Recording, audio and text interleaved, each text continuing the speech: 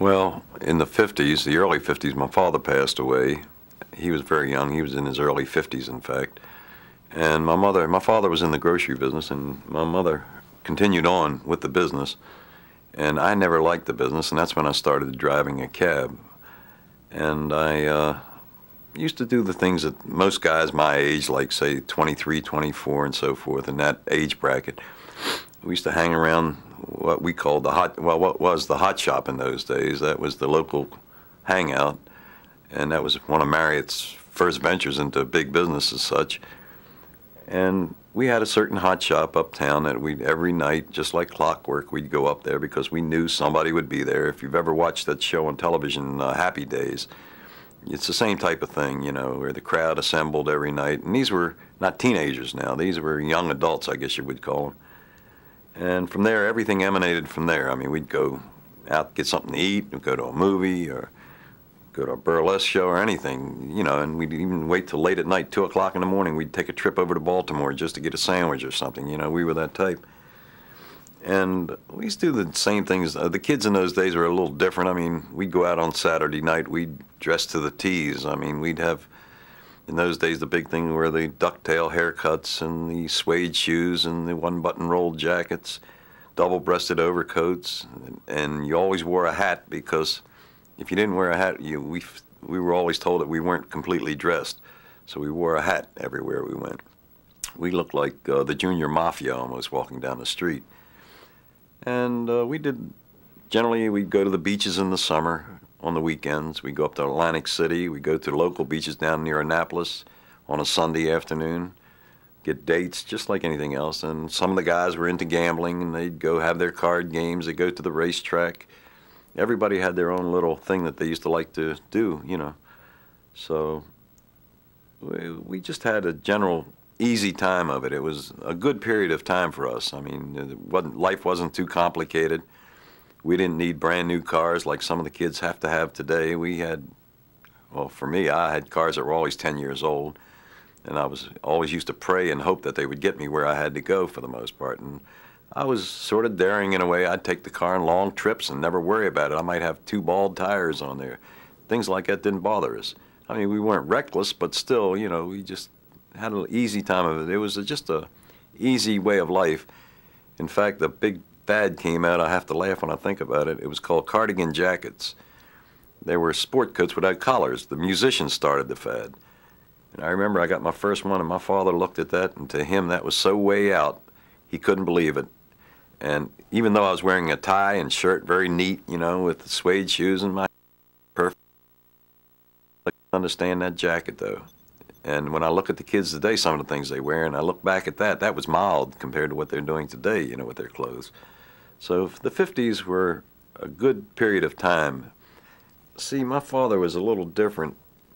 As long as he had a roof over his head, he was from the old days, you know. He believed in having a roof over your head, food on the table, and clothes on your back. Nothing fancy. You know, if you had one car that ran well, he was satisfied. He was easily satisfied. That's one reason I don't drink today, maybe, because it wasn't in the house. I never thought of it, and I don't even like the taste of it, really. But, you know, my life was rather simple at that time. I mean, my mother used to get up in the morning, make everybody breakfast, and we'd be running to school or work or whatever we did. And my father would go off to work, you know, down in the store and all. And I'd come home at night, and next time I'd see the family, it'd be evening, you know, when I'd get off from work and all. And we'd eat dinner, and then that's when television was just coming around. I mean, we got our first set in '47, but it was still black and white in the '50s yet. And we used to come upstairs and watch the various shows, and my grandmother was living then with us. And my grandmother was, at that time, probably in her 70s, and she loved anything rough. I mean, it had to be football, it had to be the wrestling match. Another big thing in those days was the roller derby. That was very popular on television. She loved it. She went crazy for that thing. And that was generally the way things were. We used to like to watch the boxing matches in those days. They were very popular on 2 nights a week. You had the Pabst Blue Ribbon fights and the Gillette program. One was Wednesday night and one was Friday night. And they always had the greatest fighters in the world in those days. We thought that the 50s produced some of the best fighters that there ever came about as far as that went. The Redskins were milling along, you know, as they have this year anyway. And that was our other thing we used to watch. And of course we had baseball. That was a big thing for me personally. I loved baseball. And I used to love to go out and watch the old Senators. And that was my team. I don't care if they were last place every year, they were still my team, you know. You see, I come from a family, my mother was born in Russia. She came here when she was 5 years old. And my grandmother and all her brothers and sisters from Europe, they used to always say for years before all this, you know, the communist threat, as they called it, they used to say, you can't trust the Russians, they used to say in those days. Don't believe anything the Russians tell you.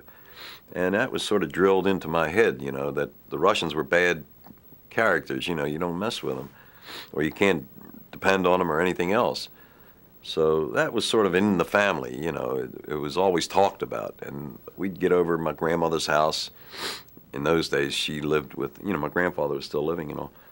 And they'd talk about the world events. And then I remember back in the 40s even, when Walter Winchell was on television, on radio. And everything would stop. And everybody would crowd around the radio and listen to Walter Winchell. And the first thing he mentioned about the Russians, zap, everybody start babbling amongst themselves, you know. But the Russians, to my family, always seemed like a constant threat of some sort.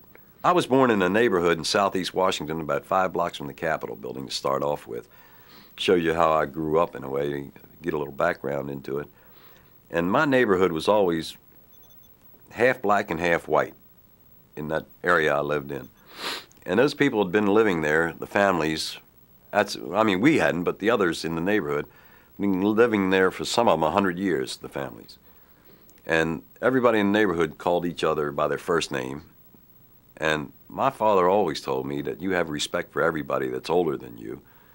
So I don't care who they were, black, white, Chinese, or anything. It was Mr. So-and-so and Mrs. So-and-so and that sort of thing. That's the way we grew up as kids. We were taught this. And if I was over there, well, I had a couple black friends I used to play with. And if I was over one of their houses, around dinner time, the mother would say, "Are you supposed to be home for dinner?" I'd say, well, I guess so, you know. She said, "Well, that's all right. I'll call your mother and tell you you're going to stay here for dinner." And my mother would do the same thing at our house. You know, if they were there playing with me, we'd eat dinner.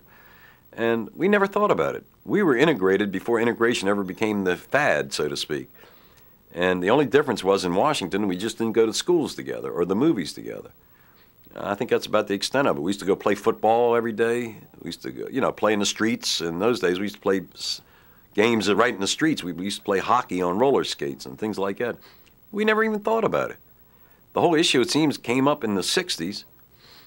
And I was almost stunned in the 60s in a way from all this, the integration and everything. Not from the, in the 50s too, when they started in the early 50s, when they integrated the schools and all. And then it dawned on me, what's been going on all these years? We've had separate schools. I didn't think about it in those days, never even crossed my mind. One of the big things that I noticed, and I couldn't stand it at the time, it just got to me. Who was it? I think it was George Wallace or Faubus. I forget which one stood in the school door. I forgot which one it was and wouldn't let the black kids in, was going to block the kids from... Wallace, that's right. And Wallace stood there, and I said to myself, how can a man do that? I just don't understand. I have a soft spot in my heart about kids anyway. And the thing is, I can't stand to see a kid denied an education, which every kid should have. And another thing, I can't stand to see kids go hungry, which I think is one of the total disgraces in this country when we have hungry kids on the street. But that got me thinking. I'm saying, what kind of people are these down here? Then, of course, you used to see the movies with the Ku Klux Klan running around, and burning houses and everything else. And I guess maybe I don't understand cruelty from one person to another. Maybe that's the bottom line. I don't know. I really don't. Right now, in this part of the 80s, the last part here, we're finally seeing a little peace coming about that they were fighting 30 years ago about. And basically it's the communists. I mean, it's not so much. But, yeah, the kids were right in a sense about getting out of Vietnam. I will give them that. They should have got out of that. That was a stupid war, a stupid thing all around. We got involved in it, and we got in too deep. The French were the only smart ones. They walked out of there and left it. And they said, that's enough. We've had enough. They almost went bankrupt in France from that war. And we should have learned from the French how much money they lost, and they couldn't win it. So what do we have to jump in for? And now I see the benefits of not being in all these wars and everything. Kids are plenty smart today. They can get a good education. I don't say they are getting a good education, but they can get a good education. A lot of this is stemmed back from the 60s. They push for a lot of different things, reforms. I don't know exactly which ones, this, that, and the other, but a lot of things have happened to us now. We're doing pretty well in this country. I mean, we have a little financial problem, you know, deficits and all that, but that's government. I mean, you know, they will have those. But the only bad thing that's happened now, I don't know why, but we don't seem to be educating the kids as well as we should, for one thing. Do you see any of that as a result of some of the Well, 60s and what they did to education? Yeah, in the 60s they were laid back and a little too easy and, you know, like they didn't care. And maybe some of that rubbed, you know, these kids today, they see some of that. Maybe they picked it up a little bit, you know what I mean? I don't know. I mean, it's hard to say, but it's a shame. A big country like this with all the power and money and resources that we have, we can't do any better than what we're doing in the school system here. I don't mean to bring us into it, but still the school system should provide an education for these kids, and a good education. In fact, I can't understand why a kid can't go to college without any money. It's always been a thing in my craw. I can't understand why it's got to cost $10,000 a semester to go to school, and these kids can't afford it. College should be one step after high school. Just like you go from junior high school to high school, you should go from high school to college. And if you're not college material, at least go to a trade school after that, some type of technical school or trade. But make sure these kids get some kind of foundation so they can have decent lives. I was still relatively young, you know, and here I am. I drove a cab, and I was driving a sightseeing bus in the spring and summer and all. I was putting in long days, you know, anywhere from 10 to 14 hours a day some days, you know. Depends on what happened. And we'd work overtime down at the bus company, you know, and I'd have to work down there 15, 16 hours some day, you know, just to run the tours. And in the season, some days I worked 7 days a week. When they got shorthanded, I had to come in on my day off and everything. And I didn't particularly appreciate these kids lolling around doing nothing, and here I am out there killing myself to keep a family going. And even today, I can't appreciate it. I still hack, you know what I mean, and I'm still putting in my 12 hours a day. And as you can see, I'm not that young anymore. And when I see people just philandering their lives away like that, and just letting things go, it gets to me, I guess, you know. And that's the way those guys appeared to me in those days. They just didn't care, you know. They thought they were going to live off of somebody else. And God forbid you should ever give in to them and give them something, then you never get rid of them, too. They just hang on, you know what I mean, just like leeches. And I just couldn't understand it. I guess, like I say, I'm born in a different era when things were different, people were different. And even from that time, the 60s till today, the people have changed. They're a lot more lax today than they were even in the 60s. I feel, I don't know, I see this on the street all day long with the, you know, running the cab and all. People aren't considerate today like they used to be. And that's another thing, those kids in the 60s, they weren't considerate in a lot of cases. They could care less what happened to you. It seemed to me some of them were so sweet that I couldn't believe them. I didn't know whether it was an act or what, you know. But the minute you crossed them, I found out one thing. The minute you crossed their mind up with anything, like they were acting ultra sweet about something, you know, oh, you poor man, or something like that, you know, they'd come on with. If you did anything to disrupt their routine, you could see the ugliness come out in some of them. You know, it was amazing. Not that I'm a big judge of people, but back in their mind somewhere, they had a lot of ugliness, too. Not all of them, but a lot of them. And I don't know, they were different. And it got to me, like I say, because me and all my friends were working hard, people younger than me at that time, in fact, relatives and friends. And we were, like they say, we were busting our hump trying to keep up with things, you know, keep the rent paid, food on the table, clothes on the kids' back, send them to school, send them on their projects, their field trips, and have money for all these things, then have a little money left over at the end of the week so you could take your wife out to a club or a movie or something, you know. So life wasn't really disappointing. At least you got something out of it, you know. But you had to work. I mean, there was just no way you could get around it. But I remember one incident in Georgetown. They told the kids out there, it was back in the 60s too, that they didn't like the way they were dressing.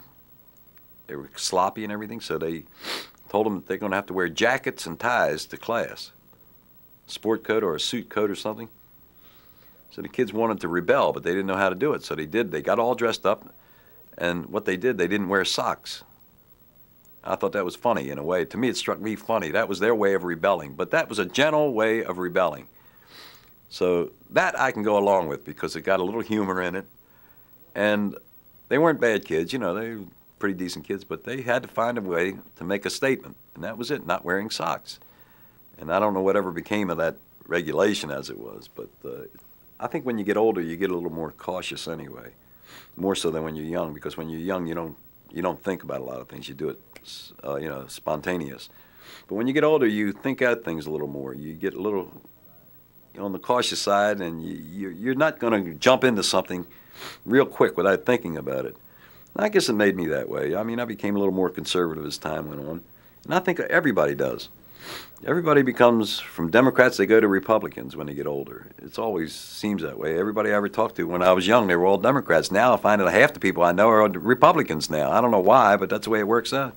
Now, my father once said to me, I'll never forget this as long as I live, he doesn't like a reformer, or as he used to call him, a do-gooder in office.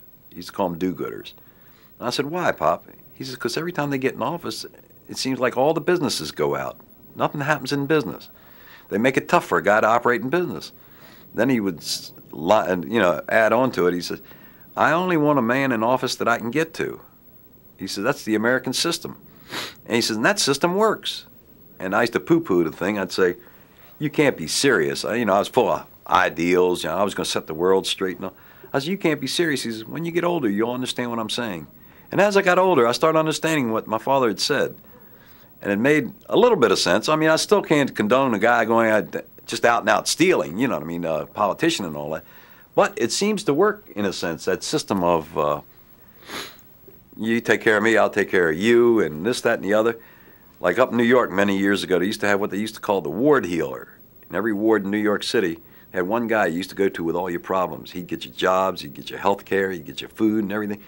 Well, when Lindsay became mayor up there many years ago, he wiped all that system out. And now what happened was everybody came down to City Hall to get what they needed. And City Hall couldn't handle it. So they wiped, you know, they cut off their left arm, cut off, what's the old expression, cut off their nose to spite the face. And that's what happens. I don't like to be real liberal, and I don't like to be real conservative. I like somewhere dead in the middle, you know, moderate, I guess is the better word to use. I don't like crowds, first of all. I mean, after working out on the street all day long, smelling these gas fumes and arguing with people over the fare in the cab and having bratty kids breathe in my face with colds and give me the cold I've got, things like this. When I get home at night, believe me, I shut the door and I stay there. The only way I know anything about the outside world nowadays is what I see on television with the newscasts and the documentaries that I watch.